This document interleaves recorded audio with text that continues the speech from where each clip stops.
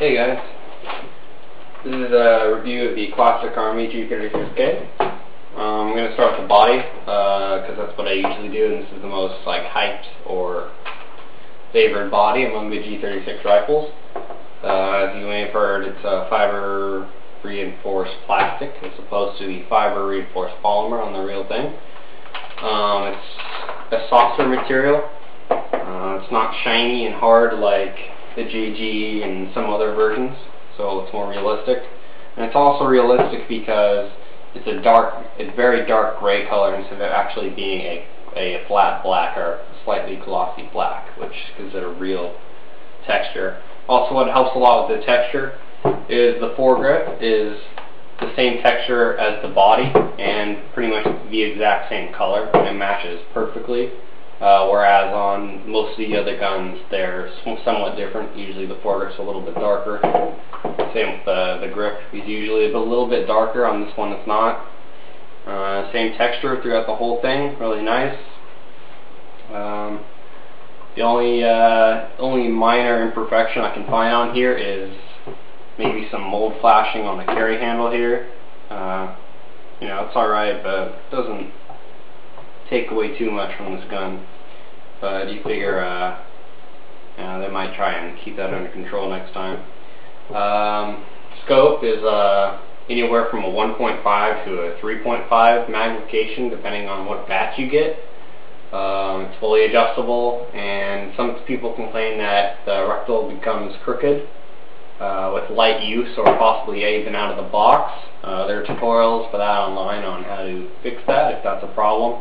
It's very clear. It's got the little scale for distance and the drop prediction on the lens. So that's a nice little detail. The metal parts on this gun include fasteners for the carry handle, the body, fastener for the magwell, the fastener for the stock release, the flash hider, and the trigger, and the motor plate for externals. Internally, it's very solid as well for the frame. So you simply remove that handguard pin, slide it off. This is what sets the internal frame apart from the others. It's got a metal outer barrel assembly, and then right here at the barrel, it just goes up into this gas tube thing. So you don't have to deal as much with trying to cram your battery in here because you're literally down to the minimum bare bones of getting that battery in. So that makes it nice. They do give you a lot of excess wiring though, which is kind of annoying to fuss with. Another thing that makes this gun so sturdy is these little tabs right here that actually insert into some tabs inside of here so that the front of the foregrip does not wobble as much. It's nice. But you might have to adjust this now and then because it's designed to be adjustable. It's got a small Allen key right there, and this can wobble around and whatever. But what is nice is this is a counterclockwise 14mm thread, so you can pop that off, and pop your flash hider off. It's a little tight.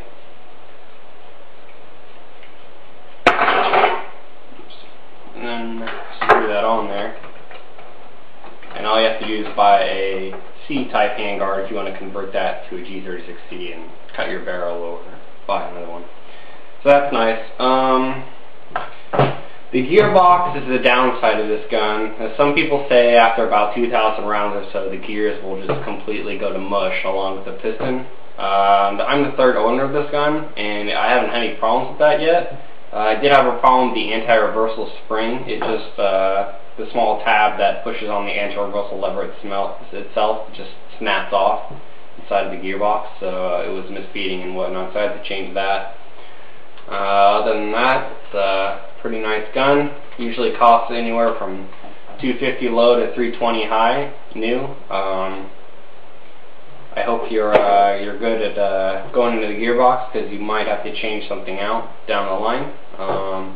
I think it's a pretty nice buy. Definitely, I would get it used. That way you can see if it's one of the batches with the gear problems or which scope you're going to get, and that way you don't end up with a brand new problem gun. I guess that's about all. Thanks for watching.